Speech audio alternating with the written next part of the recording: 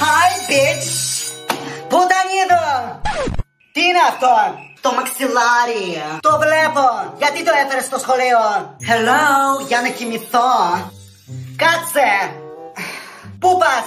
Κάτσε στο πρώτο θρανείο! Ιου! Μαζί με την... Αυτό! Πουτανίδου!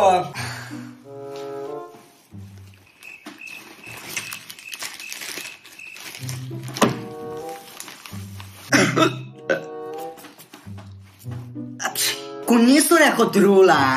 Σταμάτα! Γιατί με μισείς! Τι σου έκανα! Αναπνέεις! Ησυχία!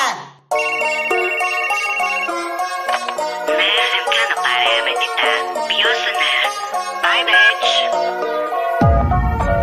Όταν ήμουνα μικρή η μάνα μου είπε ότι η αμάθεια είναι σκοτάδι. Πάντα την υπάκουγα και έκανα το διάβασμα από το πρωί μέχρι το βράδυ. Ήθελα κι εγώ να γίνω πάλι κορίτσο μέχρι να χαλάσω την σχέση με τον κολλητό μου. Γιατί αυτές μισούν η μια την άλλη, γιατί κάθε μέρα πολεμάνε. Δεν μου λέω στο λόγο τι το προκαλεί αυτό. Θα μπορούσαν να είναι φίλες, μα φοβούνται συνεχώς τις τιμές. Λένε ότι είμαι πάλι κορίτσο κι εγώ. Καλύτερα να είμαι ένα παρά να είμαι φυτό. Sorry, δεν κάνω παρέα με τιτά. Όταν ήμουνα μικρή η μάνα μου είπε ότι η αμάθεια είναι σκοτάδι.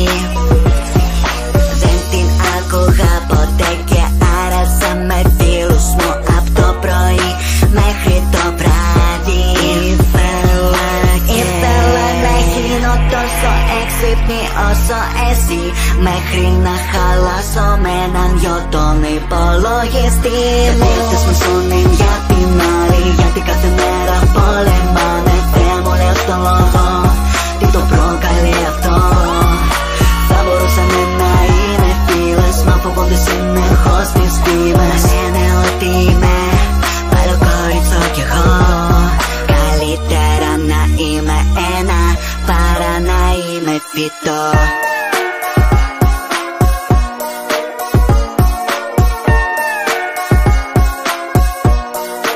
Το παρελθόν μου θέλω να σβήσω, αλλά με κοιτάνε σαν να με χάσει. Το ίδιο κι εγώ αντιμετωπίζω. Από τα στερεότυπα έχω πλέον παρεθεί. Γιατί αυτές μισούν η μια την άλλη, γιατί κάθε μέρα πολεμάνε. Θα μπορούσαν να είναι φίλες, μα φοβούνται συνεχώς τις φήμες. Γιατί αυτές μισούν η μια την άλλη, γιατί κάθε μέρα πολεμάνε. Δεν μου λέω στο λόγο τι το προκαλεί αυτό.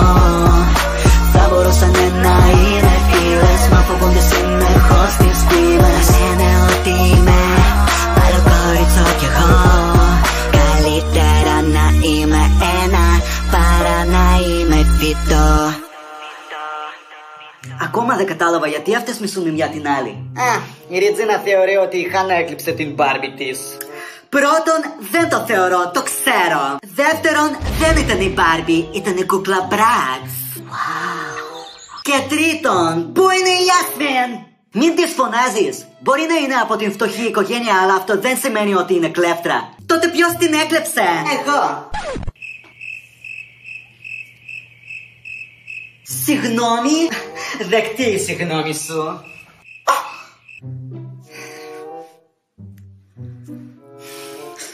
Συγγνώμη Χάνα, έκανα λάθος. Δεν πειράζει, όλοι κάνουμε λάθη.